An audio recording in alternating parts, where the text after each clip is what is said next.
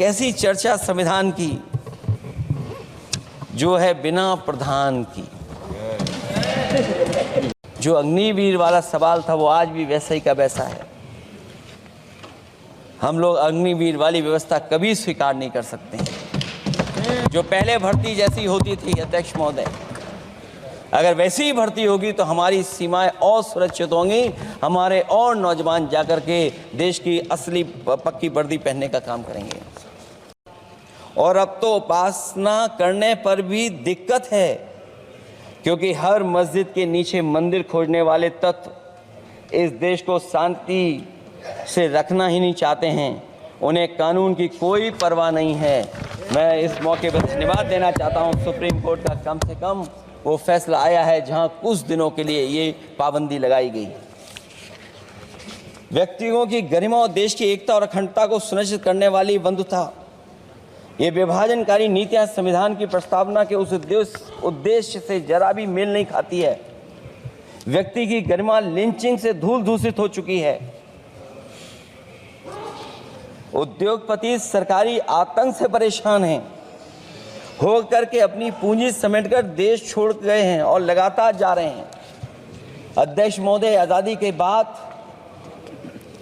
उद्योगपति कभी इतने भारत छोड़ करके नहीं गए होंगे, देश छोड़ के नहीं गए होंगे जितने इनकी सरकार में चले गए हैं। न मेरा है न तेरा है, ये हिंदुस्तान सबका है। नहीं समझी गई ये बात तो नुकसान सबका है। हजारों रास्ते खोजे गए उस तक पहुंचने के, मगर पहुंचे हुए ये कह गए भगवान सबका है। जो इसमें मिल गई नदियां वो दिखाई नहीं देती महासागर बनाने में, मगर एहसान सबका है। अनेकों रंग खुशबू नस्ल के फल फूल पौधे हैं, मगर उपवन की इज्जत आबरू ईमान सबका है। हमें उम्मीद है कि इस चर्चा के बाद बाबा साहब भीमराव अम्बेडकर जी का दिया हुआ संविधान को बदलने का सपना नहीं देखा जाएगा।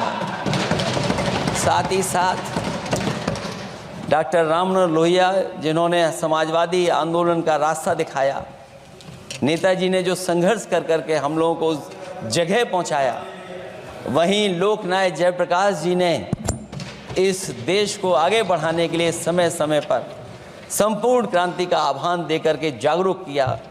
मैं उन सबको याद करते हुए एक बार फिर अध्यक्ष जी आपका बहुत बहुत धन्यवाद देता हूँ।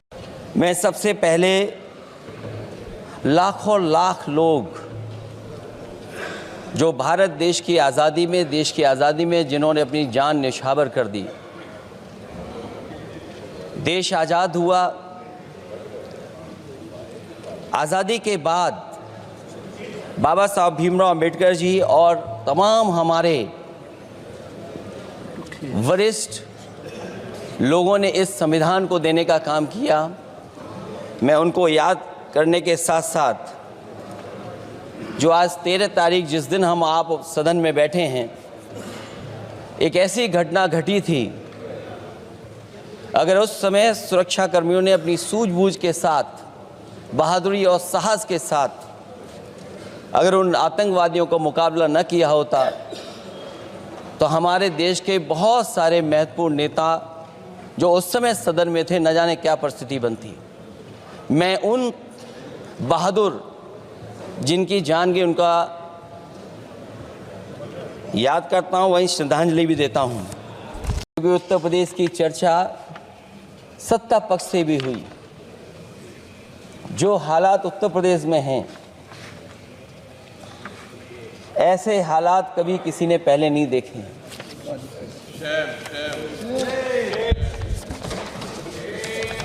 जहां पर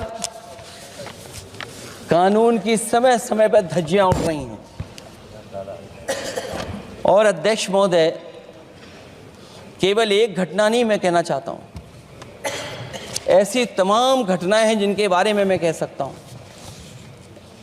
आज़ादी के बाद अगर हम 75वें वर्ष में इस बात पर चर्चा करें संविधान पर, और आए दिन लोगों को न्याय मांगने के लिए आत्मदाह करना पड़े, तहसील हो वहां पे आत्मदाह, जिलाधिकारियों वहां पे आत्मदाह, न्याय मांगने के लिए अगर मुख्यमंत्री आवास में जाना पड़े वहां पे आत्मदाह। सोचिए हम किस दिशा में जा रहे हैं। और अध्यक्ष महोदय, किसने नहीं देखा कि टीवी पे चलते हुए लोगों की जान ले ली गई? लाइव देखा है सबने। ये कहां का न्याय है? न केवल वो, बल्कि पता नहीं अध्यक्ष महोदय, हमारा प्रदेश कस्टोडियल डेथ में सबसे आगे जा रहा है, महिलाओं के उत्पीड़न में सबसे आगे जा रहा है। ये मैं नहीं कह रहा हूं, अध्यक्ष महोदय ये सरकार के आंकड़े बता रहे हैं। और न केवल इन चीजों में आगे जा रहा है, बल्कि आजकल जो नए जमाने का डिजिटल इंडिया है, अगर साइबर अपराधों में सबसे आगे कोई प्रदेश दिखाई दे रहा है तो वो उत्तर प्रदेश दिखाई दे रहा है।